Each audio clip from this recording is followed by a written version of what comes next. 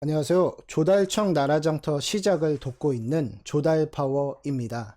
자, 오늘은 제안서 작성, 입찰에 대해서 한번 말씀을 드릴게요. 이제 나라장터 입찰 공고를 살펴보시면 수많은 공고가 존재합니다. 그러면 크게 두 가지 부류로 나눌 수가 있어요. 자, 첫 번째는 순수하게 가격 싸움으로 1등 업체를 고르는 적격심사제 입찰 방법.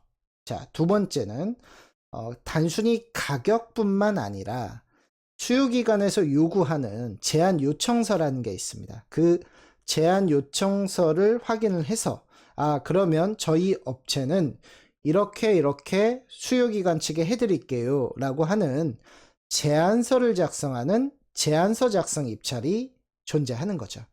그러니까 입찰이라는 것은 크게 두 종류가 있다. 첫 번째는 가격 싸움만 하는 입찰, 두 번째는 제안서까지 작성하는 입찰. 자, 그러면 오늘의 이제 주제는 바로 제안서 작성하는 입찰이 되겠습니다. 자, 그러면 이제 제안서 작성 입찰은요, 또 한 세 가지 정도로 나눌 수가 있어요. 자, 첫 번째는 가장 많이 이제 알고 계실 방법인데요. 협상에 의한 계약 방법이라는 것이 있습니다. 자, 두 번째는 2단계 입찰. 자, 그리고 세 번째는 규격, 가격, 동시 입찰. 자, 2단계 입찰과 규격, 가격, 동시 입찰은 어떻게 보면 한 형제라고 보실 수도 있어요. 그러니까 2단계 입찰 속에 규격, 가격, 동시 입찰이 존재한다고 볼 수도 있는데요. 자, 2단계 입찰과 규격, 가격, 동시 입찰의 좀 차이점이라고 하면은 2단계 입찰은요, 우선 단계가 두 단계가 있다라고 이해를 하시면 되겠습니다. 자, 첫 번째 단계는 즉 기술 능력을 평가하는 단계고요. 자, 두 번째는 가격 점수를 증빙하는 단계라고 보시면 되겠습니다. 자, 그러면 규격, 가격, 동시 입찰은 그럼 또 뭐냐? 말 그대로요. 규격이라는 말이 기술 점수라고 이해를 하시면 되고요. 가격은 내가 투찰하는 입찰 가격을 또 그렇게 의미를 하시면 되겠습니다. 그러니까 뒤에 근데 동시라는 말이 붙어 있잖아요. 즉 기술 점수와 가격 점수를 동시에 제출한다는 거예요. 그래서 규격, 가격 동시입니다. 근데 그 앞전에 제가 설명해드린 2단계 입찰이라는 건 뭐냐면 기술 점수가 종료가 되면 그 다음에는 순수하게 가격 점수만 가지고 또 업체를 결정하겠다. 그래서 좀 2단계 입찰과 규격, 가격 동시 입찰이 좀 비슷하지만 좀 다른 거죠.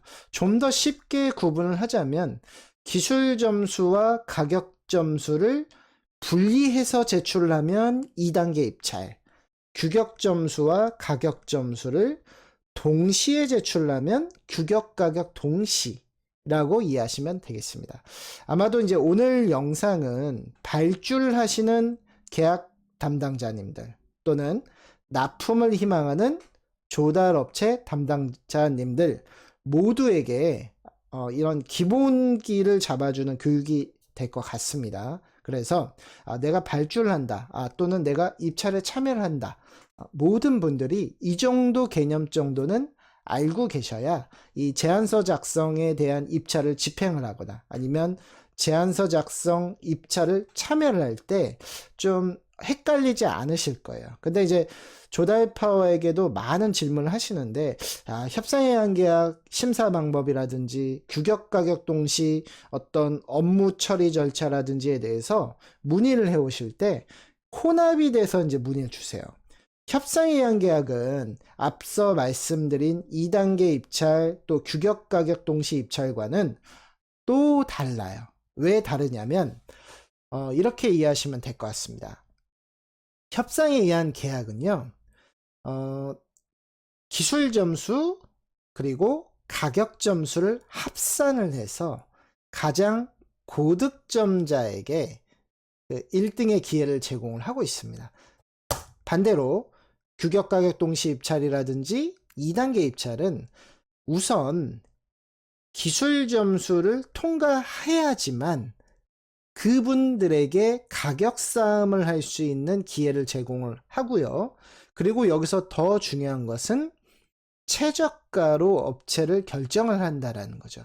반면에 협상에 의한 계약은요, 최저가 업체라고 해서 무조건 1등 업체가 되는 것이 아닙니다. 왜냐하면 기술 점수와 가격 점수를 합산을 해서 가장 고득점자가 협상에 의한 계약 1순위 계약 상대자가 되는 것이거든요. 그래서 이렇게 협상에 의한 계약, 그리고 2단계 입찰, 그리고 규격 가격 동시 입찰에 대한 입찰 계약 방법을 정확하게 인지를 하고 계셔야 돼요. 그래서 이게 가장 기본입니다. 우선 제안서 작성 입찰을 집행을 내가 하거나 아니면 내가 참여를 할 때 이 개념은 정확하게 알고 계셔야 된다는 거죠. 자, 조달 업체분들이라면요, 당연히 내가 이제 입찰에 참가를 하시려면 RFP 자료를 분석을 잘 하셔야 돼요. 즉, RFP라는 것은 이제 제안 요청서인데요. 수요기관에서 조달 업체분들에게 배포를 합니다. 그러면 그 배포된 RFP 자료를 가지고 조달 업체가 분석을 잘 해야 돼요. 왜? 수요기관에서 이런 걸 요구하는구나. 수요기관이 요구하는 걸 내가 잘 캐치를 해서 제안을 해야만 좋은 점수를 받을 수 있잖아요. 아마 이거는 상식적으로요. 그러면 RFP 전문적으로 분석을 잘 하셔서 그거에 맞게 제안서를 쓰는 것이 아주 중요한 포인트가 된다는 겁니다. 지금 이제 조달 파워는 여러 조달 파워 파트너스와 함께 일을 같이 하고 있습니다. 그래서 저랑 같이 일을 하시고 계시는 분들 중에 제안서 입찰 아주 전문적인 분들이 몇 분 계십니다. 그래서 그분들과 함께 이 제안서 작성 도움을 받으시면서 또 배우실 수도 있어요. 그래서 제안서 작성하는 부분을 코칭을 받고 또는 컨설팅을 받으시면서 좀 더 수요기관이 원하는 제안서를 제출할 수 있도록 도움을 받으실 수 있으니까요. 혹시 필요하신 분들은 조달파워에게 문의 주시면 우선 조달파워가 상담을 해드립니다. 그리고 상담을 받아보시고 우리 조달파워 파트너스와 함께 또 이 조달 제안서 작성하는 것에 대해서 배우시거나 코칭 받고 싶으신 분들은 연락을 주시면 되겠습니다. 그리고 또 한 가지 더 말씀드리고 싶은 거는요. 제안서 작성이라고 해서 이 PT 작성이라든지 아니면 어떤 글 작성에만 또 너무 치중하시는 분들이 있는데 물론 그것도 중요해요. 하지만 더 중요한 건 뭐냐면 그 제안서 작성 입찰에 참여해 본 경험이 있으신 분들은 알 건데요. 제안서 작성 입찰 진행이 어떻게 됩니까? 심사위원분들 앞에서 우리가 준비한 그 제안 내용을 발표를 하셔야 돼요.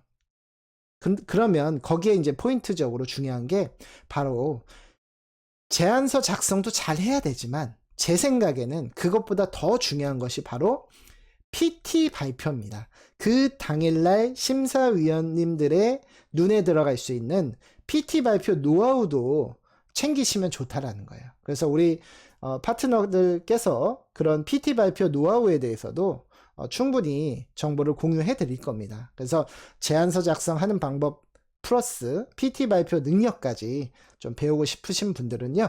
조달파워에게 연락 주시면 도움이 되실 겁니다. 자, 지금까지 조달 시장에서 돈 버는 방법을 쉽게 알려드리고 있는 조달파워였습니다. 감사합니다.